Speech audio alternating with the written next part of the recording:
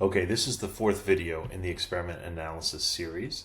We're going to pick up after really any of the videos where we've defined the experiment by identifying people in it, in the Top Movies XP in particular, pulling the variant forward onto the sequence, limiting to people in the experiment, and then removing all events prior to the experiment start. I have the code for the first, second, and third analysis here.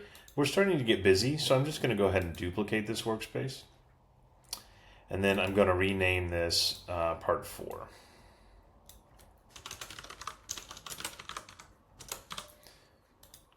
Great. Now I'm going to delete all of the prior analyses and kind of pick up where my experiment has been defined. So today we want to look at the impact of, almost across the board. We want to see everything that happened as a result of this experiment. So we're going to spend some time in the table view over here. When you open up the table view, you get automatically some summary data. So 159,000 people total in the experiment. That represents 100% of the population. I could group by the variant here, which is we've already defined. And then we'll see the counts of people in control and treatment and the rough percentages of that. Now, remember, this is sample data, so these numbers aren't perfect.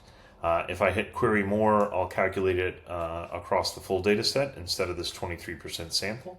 And we'll see that these are a little bit closer. Another thing we can do here is group by paths. So automatically we let you see all the different path combinations. So the most common path is this one, representing 11% of traffic. I could shorten these paths so I can say the first 3 events. What are the most common patterns? Okay, now that it's much shorter, it represents a much higher percentage. But really, I want to understand how these vary across treatment and control. And now I'm starting to see the kind of aggregate impact. So to do that, I need to pull forward some statistics I can summarize using these metrics.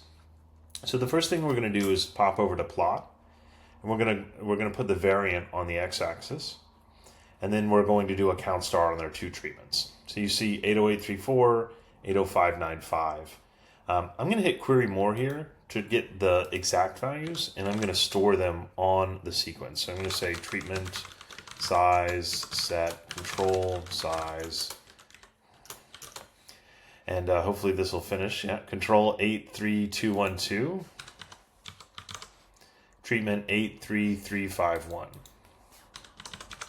Now these are just going to be useful for normalizing the values that I put on a per user basis. So now I can basically set a new value, which is, let's say, treatment percentage, and I'll set that on each user, and I'll basically say if you're in the treatment, so if variant equals treatment, then 1 else 0, and then we're going to divide that by the treatment size we just calculated and multiply that by 100.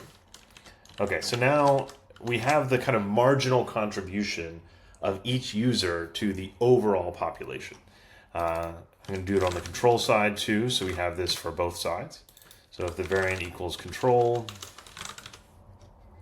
and use control size. I could have probably just gotten away with using the same value for the population, but I chose to make it more precise here. So now if we go to our table, we can group by path, and then we can change these values to be the control treatment percentage and then the control percentage. And then we're going to add those up. If we add those up, we should, if we go to no group by, we're going to should get 1 or 100 basically across these 2 sides. So because we have the marginal contribution from everyone in treatment, marginal from control, when we add it up, we should get to basically 100 on each side. So I'm going to hit query more, and these things should get closer to 100. So let's do that.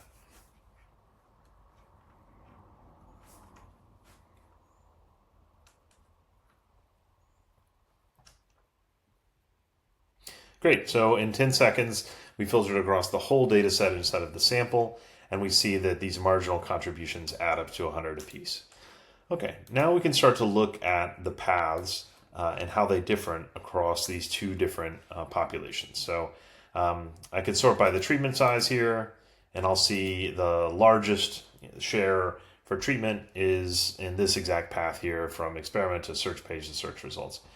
I actually think it could be interesting to do this on a per event basis. So basically looking at single events instead of patterns.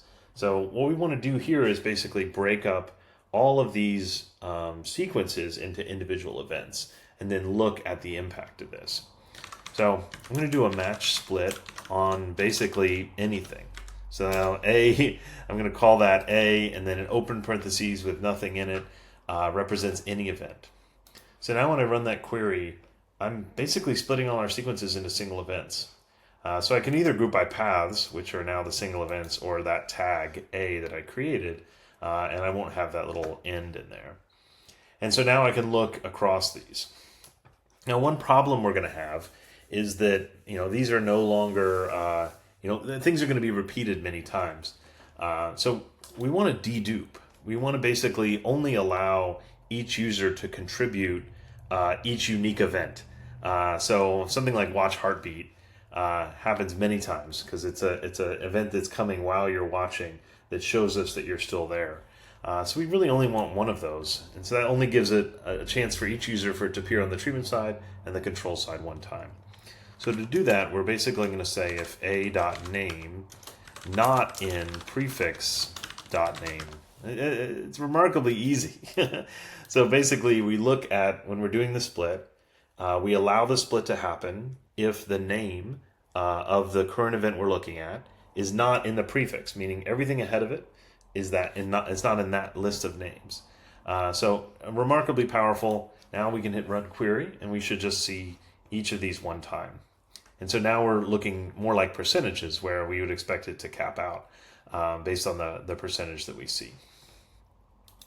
Okay, so another thing that I'm interested in doing is just focusing on the first day since the experiment happened. Maybe behaviors are going to start to settle in. And we want to just look at how the app was affected in those kind of first 24 hours after something happened. So this is going to be odd, but I'm going to start with Sessionize because we're doing something remarkably similar to Sessionizing. So I'll take the Sessionize code. Instead of a match split, I'm just going to do a single match. I'm going to comment this out for now so we can take a look at what's happening. So if I take out the match split, we're basically just getting the first session, right? And so it's finding everything that has a 30-minute gap between events. But to get the first day of events, we really want the gap between the first event and then the event in the next part to be greater than a day instead of 30 minutes. So instead of session -1, instead of the last event, we want the first event, so that'll be session 0, and we want that to be 1 day. And we left it calling session here, but it doesn't really matter. I could just call this, like events. So my bucket of events.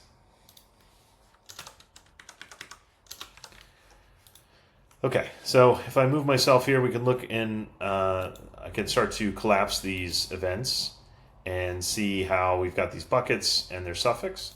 If I click on events, I see over here my tag collapsed and then the suffix, and there's 1.25 days in between.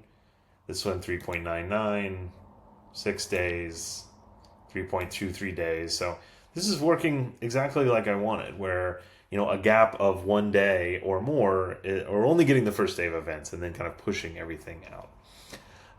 Awesome. So let's go back to the tab. Let's go back to our match split, the dedupe.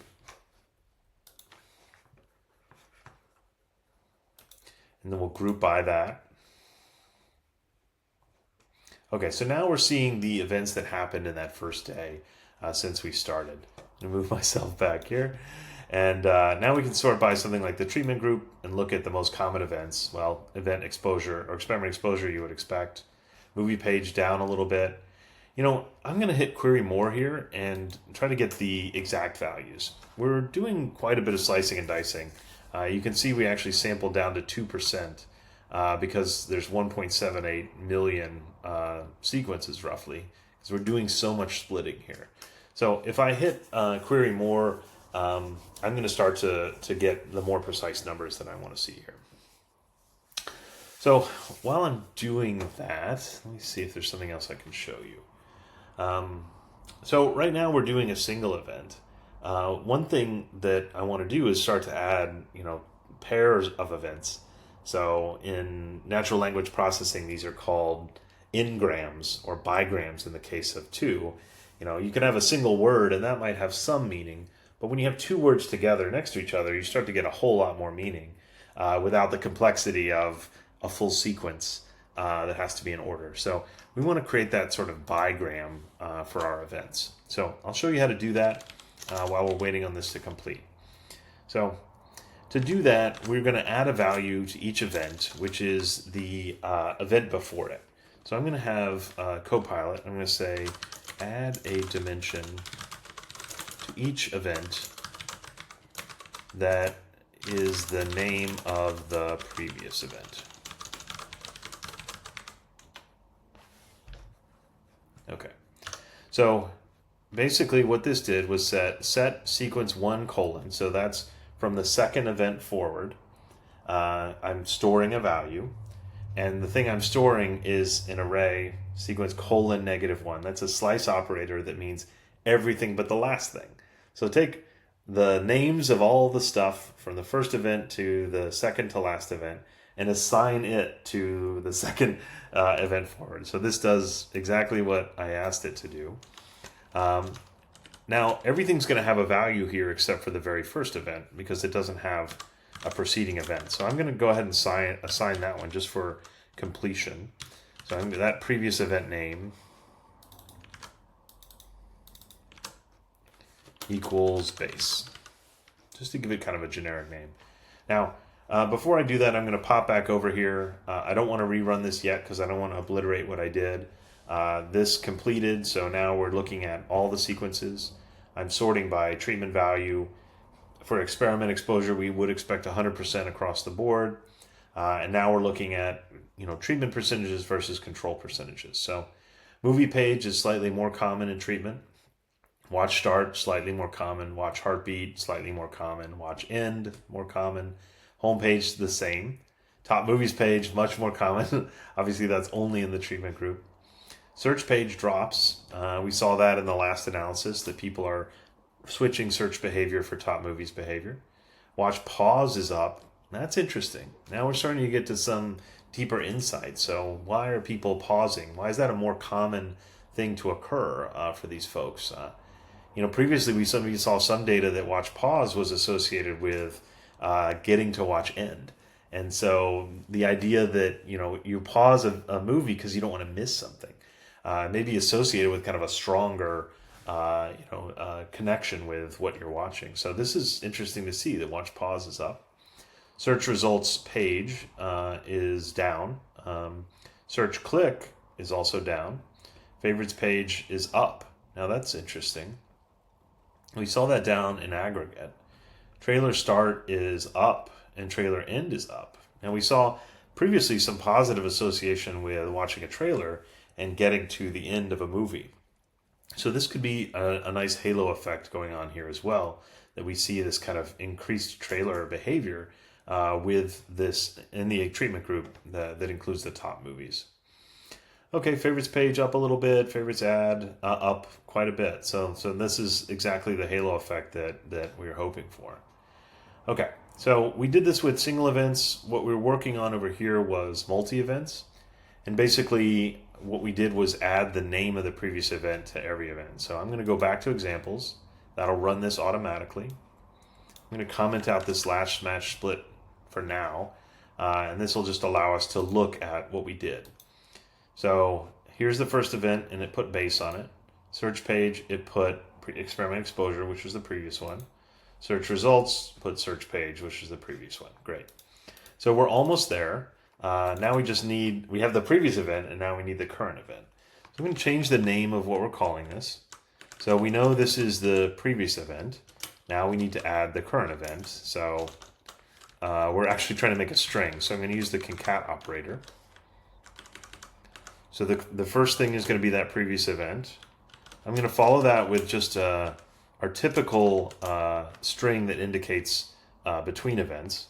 And then the final thing that I'm going to do is seq of 1:.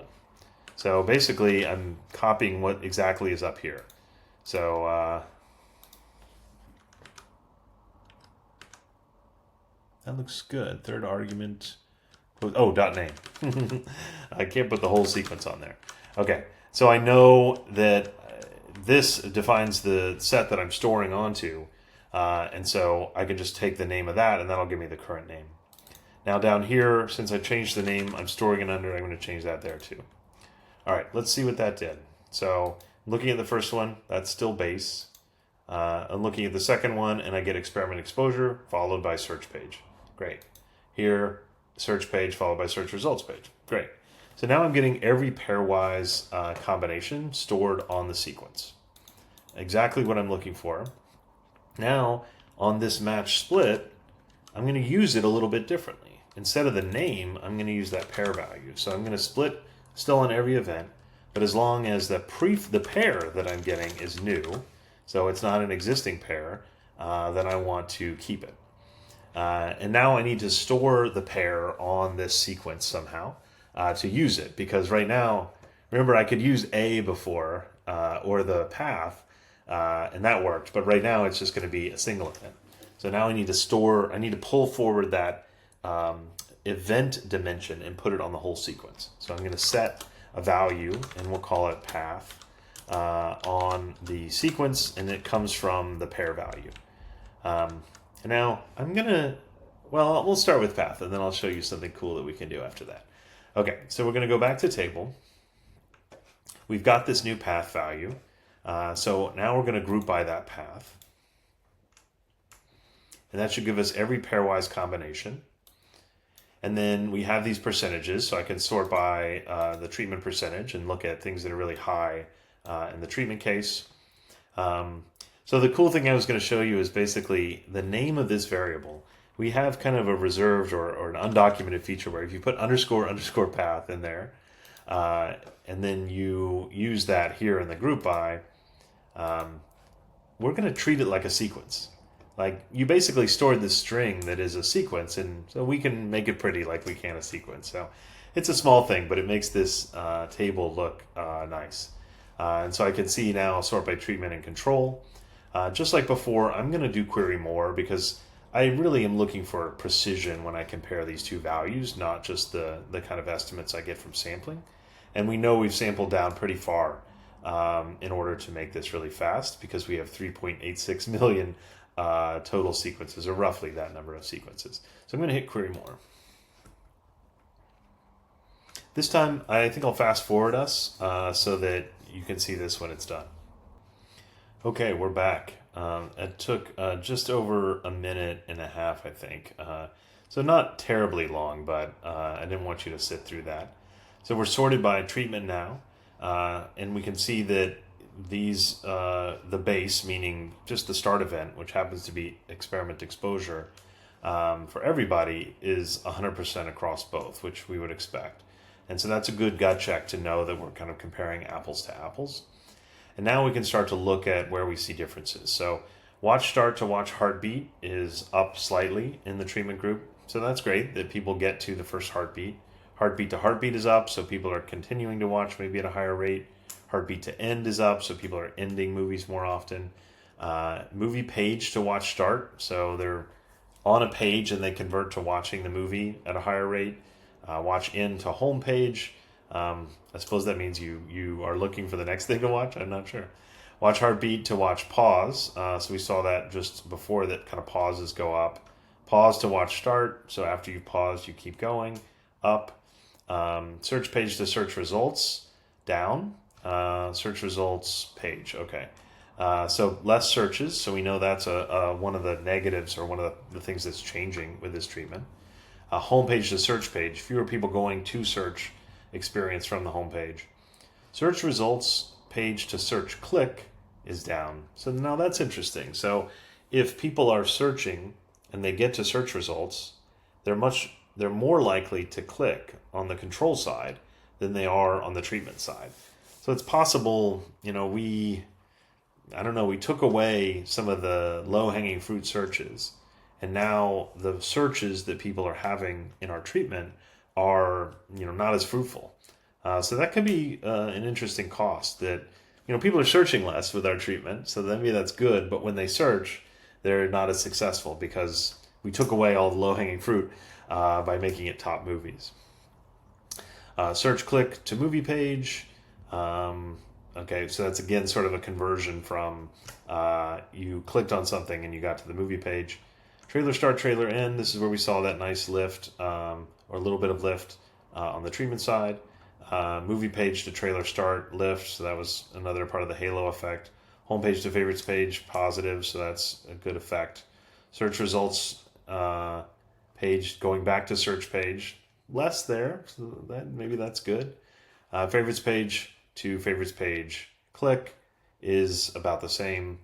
Okay, I won't drag you through all of these, but I think it's really interesting to now get to see these kind of pairwise events and how they differ across that treatment and control group. So I hope that's helpful. We're going to do some more of this pairwise in the outcome predictors. So definitely check that out if you were interested in this.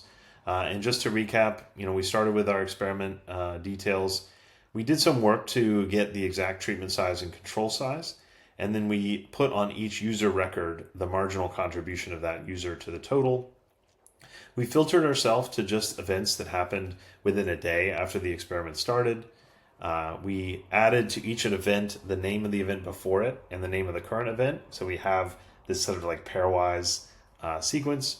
And then we split on each event and took that pair string out, made sure it was unique, and assigned it to a value on the sequence called __ path. And then we did a lot of work in table, mostly grouping by different things, whether it was the variant, all of the paths, or our pairwise path.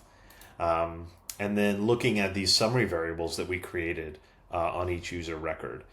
So this is a great place for taking summary metrics and looking at them across sequences or dimensions or other things that you have on your data. I hope that helps.